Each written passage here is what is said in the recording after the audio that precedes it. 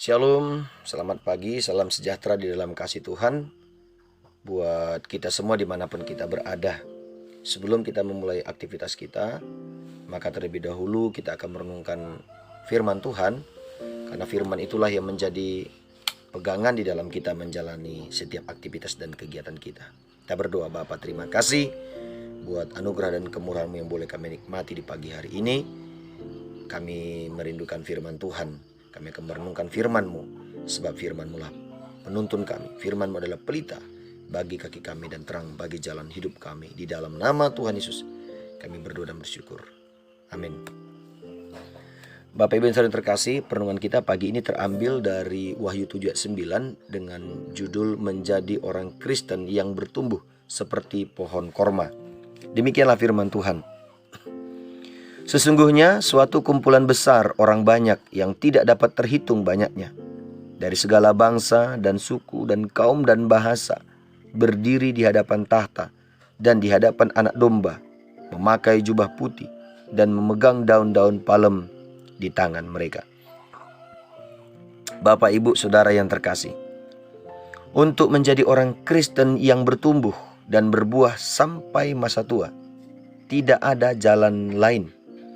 Tidak ada pilihan lain selain harus berakar kuat kepada Tuhan Yesus yang adalah sumber air kehidupan. Sering sekali kita ingin menikmati berkat-berkat Tuhan secara cepat, tetapi tidak mau diproses.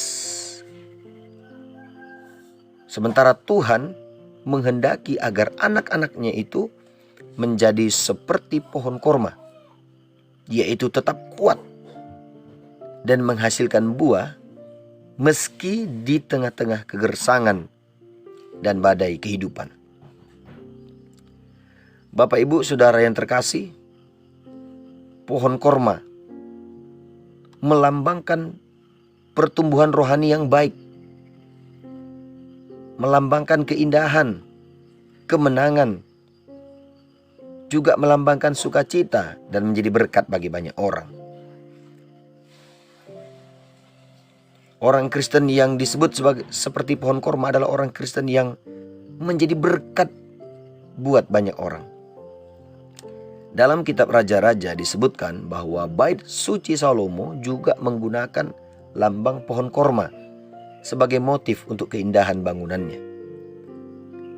Demikianlah firman Tuhan dalam 1 Raja-Raja 6 ayat 29 dan 32. Dan pada segala dinding rumah itu berkeliling ia mengukir gambar kerup, pohon korma dan bunga mengembang, baik di ruang sebelah dalam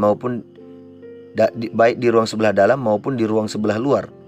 Pada kedua daun pintu yang dari kayu minyak itu, ia mengukir gambar kerup, pohon korma dan bunga mengembang, kemudian dilapisinya dengan emas.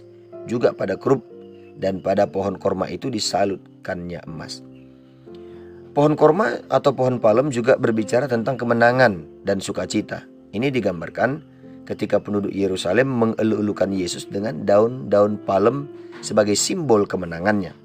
Mereka mengambil daun-daun palem dan pergi menyongsong dia sambil berseru-seru, "Hosana, diberkatilah dia yang datang dalam nama Tuhan, Raja Israel." Yohanes 12 ayat 13.